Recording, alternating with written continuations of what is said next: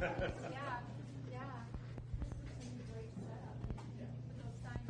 Well, good afternoon. Thank you all for being here and being here to make phone calls and welcome us. We are having a great day here in Raleigh, and I know that all the action happens right here, right? And it's super important for the voter contact, as you all know, but we are just really appreciative of that. I wanted to just share a little bit of the story about my mom. My mom says you have to do the work that's in front of you. She would say, Gwen, you have to do the work that's in front of you, like that. And growing up, I thought that meant the dishes or something, on that order, clean my room, hit stuff. But what I really realized she was saying was the work in front of me was the work ahead and what we saw and what we had to do and how we did it and what I brought to it and what I could give of my talents and my time. And you all are here figuring that out and doing all of this work. And we do not have a lot of time to do all the work that's in front of us in North Carolina, right? 57 days. So we are asking you, I am asking you, before I introduce Mr. Emhoff, I am asking you if you can volunteer more, if you can bring friends who can volunteer more, if you can have conversations in parking lots and in dorm rooms and in grocery stores and kind of wherever you go. Football games, maybe? Okay, football games. And in Minnesota, we are trying to find lots of ways, and across the country we are too. So one of the things is I brought you some cookies today because I think one of my theories is, all right, maybe you have a friend who's not yet ready to make phone calls. They could make cookies for the people who are making phone calls. Do you have any cookies in here? No, you need cookies in here. That's what I'm saying. In Minnesota, people would not be here if there were not cookies. So, but you need cookies. So they can make cookies, and then the next day they can make phone calls. Or you can make cookies for people who are door knocking, right? But this is my great-grandma's recipe, and I make these at the Minnesota governor's residence. And we give them to people before they go out in the cold Minnesota night, right? Sometimes 9 months of the year. That is cold. But I wanted to bring them today to just say thank you and to leave them for you, but to encourage you to see what there is to do in front of you with all that you can and in any way that you have your talents and time and all of that. And we are really lucky today because we have someone super special with us, the person who is going to be the next first gentleman of the United States of America, who is a campaign warrior in and of himself, gets it done. And I want to say this, that we've been listening to stories all day and we've been telling stories today, and even with my children, when they first met both Doug and Kamala, they're like, you can talk to these people, Mom. These are nice people. And for kids to know that and to say that really meant a lot to Tim and I. And I think we're hearing people all over the country tell stories and talk to you and confide in you and work with you because you have an exceptionally large heart, you're a good listener, and you are just the person we need in this job.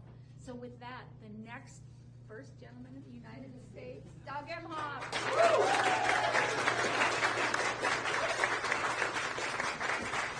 Maybe our next second lady will make me cookies.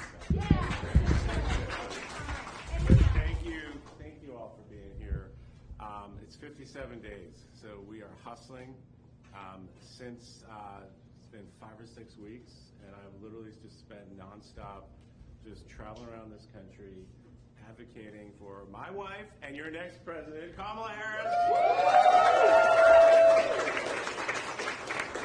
It's so great to see people your age here. I've got 2 of them, 25 and 29. And you're going to win us this election here in North Carolina because you know exactly what's at stake. You know why we are fighting so hard. And you know that Kamala and Tim are on the right side of every single issue that you care about. And the way that Trump and Vance are talking about taking rights away, moving us backward, living in a world that you will not want to live in. You will not want to live in this world. And imagine if they're able to pick more Supreme Court justices. Those decisions will have impacts on your life for years and years and years to come. You don't want to live in a world where you're not going to have reproductive freedom. We were just at a big rally 2 minutes away. We have a big old bus out there, reproductive freedom tour. And this is one of those issues that when the Dobbs decision came down, the first person I heard from was Kamala, and she was mad. I've never heard her that mad. And then the second one was Ella, who was 23 at the time, and you probably don't text your parents all the time, like she doesn't text me all the time. Kind of bugs me. But she said, Dad, this is horrible. Horrible, horrible. We need to fight. You need to do something about this. And that is something that VP has been working on for 2.5 years since the Dobbs decision came down. She's been right here in North Carolina with your great governor, Cooper, fighting to reverse this horrific ban that you have here and all throughout the South and other parts of the country. And if Kamala and Tim don't win, that's going to be your world. That's going to be your world, whether it's reproductive freedom, the freedom to love who you want to love, marry who you want to marry, because that's all in the Dobbs decision. It's in the fine print, in a concurring opinion. I'm a lawyer. I read this stuff. Justice Thomas said, what else can we go after that Roe v. Wade was based on? This right to privacy, this right to live the way you want to live, be who you want to be, experience life the way you want to experience it, read what you want to read. All that's at risk. And you keep hearing about this Project 2025. That's what this is too. This is an extremist viewpoint that's very few people in this country want. But this is what they're trying to shove down the throats of young people like yourselves and the rest of us. And we don't want it. So in 57 days, we can do something about it. And you are on the front lines of doing something about it in a state, as your governor just said, we win North Carolina, we very likely win this election. So you young people right here, on your computers, on your phones, knocking doors, sending out the messages, you literally can have an impact on how your future is going to be, right? Yeah. I know, it's heavy, but guess what? My motto is I just stay mad all the time because I was an athlete and a lawyer, but I channel that staying mad into positive energy, right? And that's what I want you all to do. You should be mad at what they're trying to do to you. You should be out there marching in the streets each and every day what they're trying to do to this country. You should be pissed off. So take that anger, get out there, and let us help us win North Carolina so we can have my wife, Kamala Harris, and her husband, Tim Walz, as the next president, vice president of the United States. Now let's make some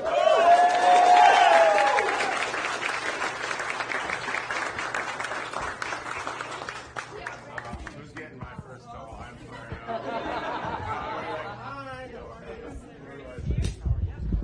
Okay, hi. Isn't there some big rivalry with the NC State and UNC? Maybe a little bit. All right. Okay, what do we got? First of all, what's your name? David. Hi, David. Nice to meet you. What's your name? I'm Sophie. Hi, Sophie. Thanks for doing this. Okay. We'll start. Give me an easy one. Oh, No, give me a hard one. fingers crossed. Tell me to go. Let's see. Speakerphone too. Wait. What if it's a bad one? It's okay. We're not afraid of anything. Hello? I'll say, hey. Hi, is this Jordan? Hi, this is Damon. Just calling just to let you know you've got a special call from a special guest, and I'll go ahead and hand the phone off to them now. Hey. All right. Hey. Oh, all right. I know over there. Hey, it's Doug Emhoff, second gentleman. Hopefully you're next first gentleman. How you doing, Jordan? Oh, fantastic. And oh my God, can't believe I'm actually speaking to you, man. Oh. You did a fantastic job down at the convention, and it's great talking to you. We didn't plan this call, right? You're just literally saying this because that's really nice of you to say, and we really appreciate your support. Why is this election so important to you? And why do we need to elect Kamala Harris and Tim Walz? Honestly, for me, it's just, aside from looking at the other side and sort of the impending erosion of our Constitution with 2025, MAGA, and all that crazy, I just want to get back to a government that works for me and, just hope back into my country, of which, honestly, the Harris-Walz campaign just embodies for me. Just feeling like you guys are actually working for the people for once and not just, corporate interest or self-interest. Well, Jordan, I couldn't have said it better myself. That's exactly the message that we're getting out there.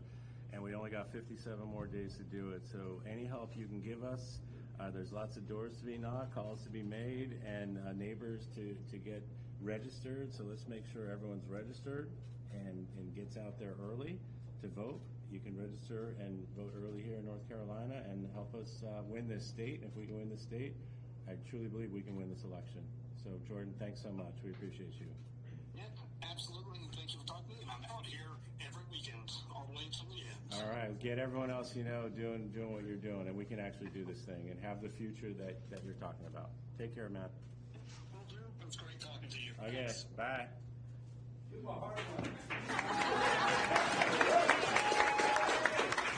It's not a plant, I promise. Hey, Deborah, this is Theo with the Democratic Party. You have a very special caller on the line, and I'm going to hand the phone over to her right now. Awesome. Hello, this is Deborah.